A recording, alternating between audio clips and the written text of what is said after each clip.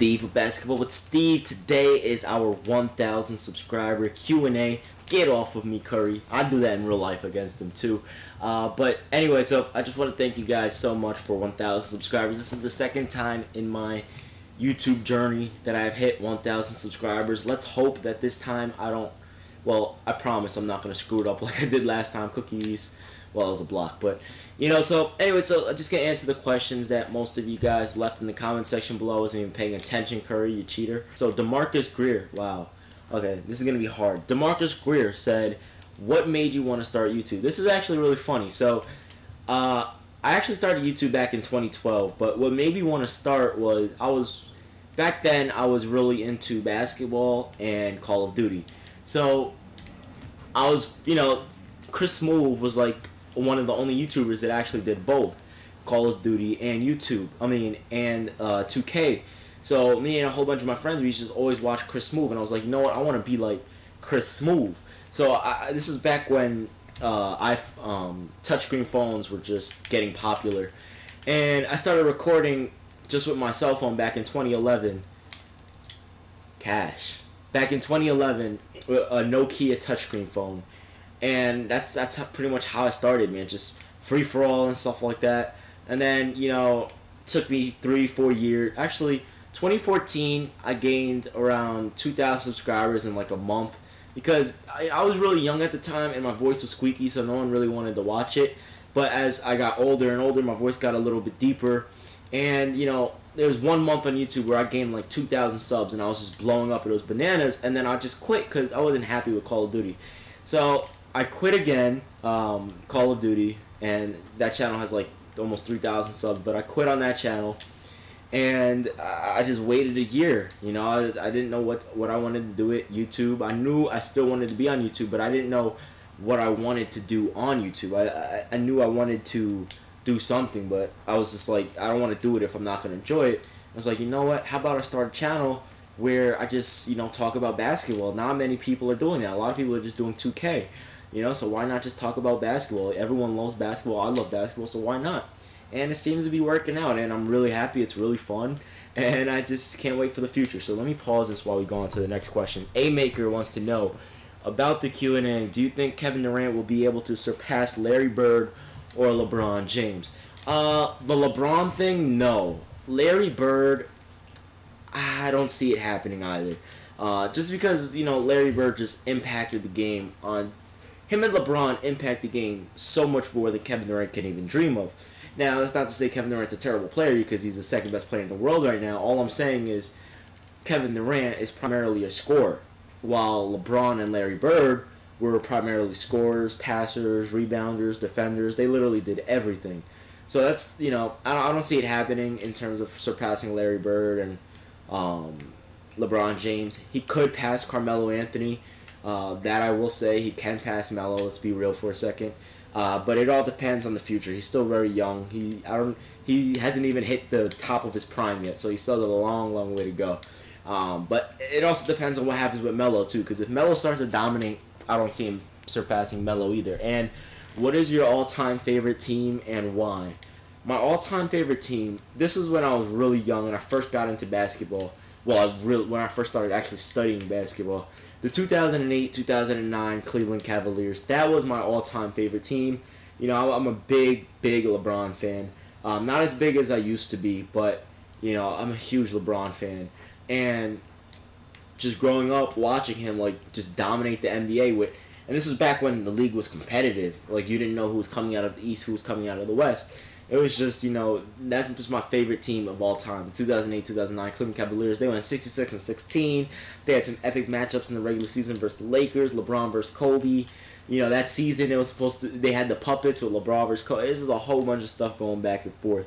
LeGoat James says, "You are my favorite basketball YouTuber." Well, thank you. I appreciate that. And he said, who is your top 10 ever in order and why? Oh man. I can't. I'll name 10 players. I can't really say in order because right now it's too much to think of. You really have to sit down and But LeBron, Kareem, Jordan. Was that 3? LeBron, Kareem, Jordan, Kobe, Larry Bird, Magic Johnson, Oscar Robertson, Shaquille O'Neal, Tim Duncan. What was that, 9? Dirk Nowitzki, 10. Sorry. Some of those type of players. Those are pretty much my top 10 ever. Dwayne Wade, I actually consider it's possible that he can go down top 10 when he retires, but it's a little too early to decide yet to see if he can win some more, see what else he can do his post-prime era, because post-prime is a huge part of your legacy. So let's move on. Do you think Kobe was better with or without Shaq? There's no question. He was way better without Shaq. I mean, his numbers freaking nearly doubled without Shaquille O'Neal. He was averaging like 35 points per game. It was ridiculous. He had 81 points. He was way better without Shaq. But any good player is going to be even better on a bad team. So I can't sit here and say, well, he's better in all aspects. You know, he performed better, but that's obvious because he was on a bad team while in the post-Shaq era for a while. But still, even then, he learned how to be a leader. He learned a whole bunch of stuff. And if it weren't for him, obviously 09 and 010, the Lakers would not have won those 2 championships. So let's move on to the next one. Let's see. Okay, who is your top 10 all-time? That's from Samir Huck. Did that one again. Benny Vetrano wants to know, who is your favorite Knicks player? Mine is Patrick Ewing. My favorite Knicks player ever is Carmelo Anthony. I'll probably name top 5. Carmelo Anthony, David Lee. These are just people that I watched. Carmelo Anthony, David Lee, Jared Jeffries, Al Harrington, and Wilson Chandler. Those are my top, you know. Jakiba plays games. Favorite food / animal / color. Favorite food is pizza. Favorite animal? That's tough. Honestly, don't know, man. Favorite animal, I guess I'll say a cat. I don't know. That's weird. Favorite color is red. No doubt about it. Okay, this one's from Lakers Got Swag 2. What's up, Steve? Congrats on 1,000 subscribers. Thank you. I have 2 questions. First, if Kobe hadn't torn his Achilles, do you think he wouldn't be retired? And second, can you make a video on your top 10 players? Thanks, and once again, congratulations. So, first, if Kobe hadn't torn his Achilles, do you think he wouldn't be retired? He definitely would still be playing.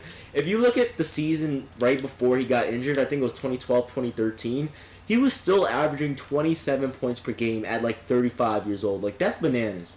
You know, that's ridiculous, man. Like, who does that?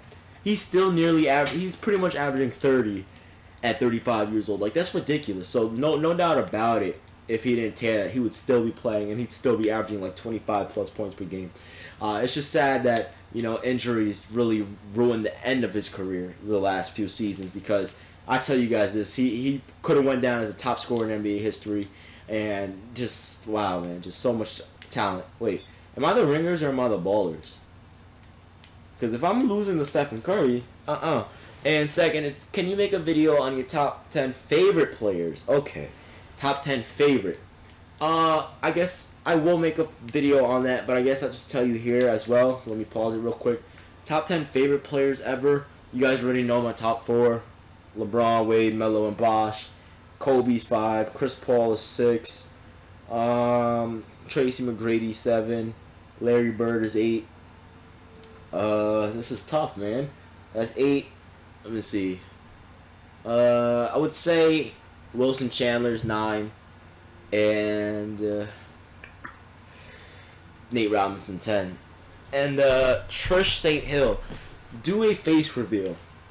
The thing about this is, some of you guys already know what I look like. If you were subbed to my original channel when I uploaded, wow, I am about to lose to Stephen Curry. When I uploaded Call of Duty, I did a whole bunch of face cams. I did a whole bunch of, and I even started my own vlogging channel. So what I will say about that, about the face reveal, is very soon, as we continue to grow, I will continue. You know, I've been talking to some people about this. I've been talking to, you know, some of my friends, some girls, some family members, and I'm like, I want to start doing vlogging again. So I told them, you know, if the channel continues to grow, and you guys would like to see it, I'll start a vlogging channel, especially when I'm playing college basketball next semester. It'll be really dope. You guys can watch. Like, it'll be really cool. See me in college, see me playing college ball, a whole bunch of stuff. It'll be really cool. So let's go on to the next one. Jakiba plays games. Knicks, my GM, NBA 2K17 question mark. Now, if you guys don't know what he's talking about, Jakiba plays games has actually been subbed for almost 2 years now, and before I even revamped this channel had like 200 subs, and I uploaded like a year straight of just NBA 2K15 my GM.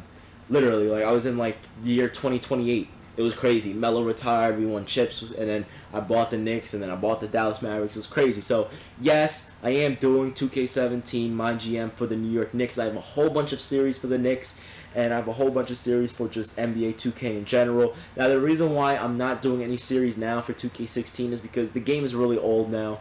2K17 comes out in 1 month, so it doesn't make sense to, do some series on 2K16. Everyone already knows everything. It doesn't make sense, you know what I mean? So, but yeah, 2K17, we have a bright future. Januel Castillo, or Wanyel Castillo. I'm American, man. What's your favorite football team? My favorite football team. I'm not really into football like I used to be, but when I was into football, it was the Jets. Now, this is gonna make you guys go bananas. The last time I was really into football was like 2008, 2009. Like literally, the only football players I remember from the Jets are Lavernius Cole, Chad Pennington, players like that. Everyone else, I don't remember anything. Like honestly, So, who are your favorite players? This one's from Mako Prisbilla. By the way, Mako Prisbilla, I say thank you because I'm pretty sure you've been subbed to me since like 2013 on my other channel. I may be wrong, but just again, thank you because I recognize that name. I think you've been subbed on my other channel for a while too. So, who are your favorite players after the 2003 NBA draft class? Chris Paul, and that's really it to be honest. After the draft class, Chris Paul. Oh, Chris Paul just swatted him. Chris Paul, Russell Westbrook. That's pretty much all that really sticks out right now. Kristaps Porzingis. Those are just some of the favorite players. The reason why I like Chris Paul, just extremely humble, but he's not afraid to get on his teammates. Like when he yells at Blake Griffin or when he yells at DeAndre Jordan. That's what a leader needs to do. They need to be able to be on every single level, friendship level, coach level. You gotta be mean sometimes, but it's all for good spirit, and he's consistent. He's a beast. Russell Westbrook, he plays his heart out. One of the best players in the world right now, and he can go down as one of the best players ever if he can keep it up. And Kristaps Porzingis, bright future, great rising all-star for my New York Knicks, and I'm just very excited to see what him and Carmelo can do in the future. Him, Melo, D. Rose, Noah, Courtney Lee, Brandon Jennings, everyone. All right, how old are you? This is from the Iceman. I am 19 years old. Yep, I got everything. But I do want to read this. This is from DeMarcus Greer. And it said, and I was talking about Larry Bird. And he said, not trying to make it a race thing at all, but I love how much basketball literally brung people together back in this time period when it was needed. This is a play of pure trust in teammates. Hardly any other sport back then could have anti-racial teams and trust each other so much. And that's just what's so beautiful about basketball, you know what I mean? Like, basketball, it brings people together. Like, when I go to the gym, when I'm training, when I have practice, when I'm doing whatever, trying to get better, there's times, like, where Muslim people will come in, there's times where Chinese people will come in, there's times where white people will come in, black people, Hispanic people, and, like, literally no one looks at your race or your color, because in basketball, you don't have to be black to dunk. You don't have to be Chinese to be able to steal, or you don't have to be white to have a jump shot. Those stereotypes.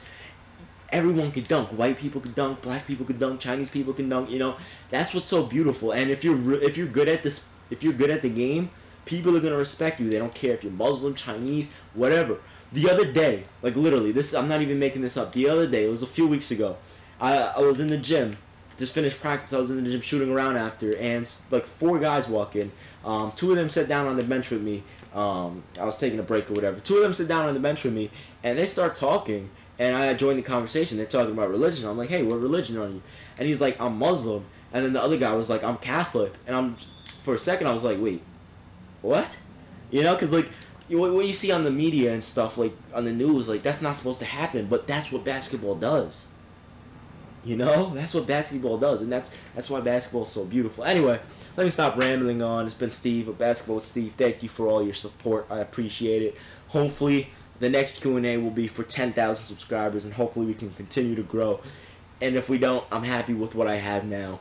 Thank you guys so much. It's been Steve with Basketball with Steve. Peace.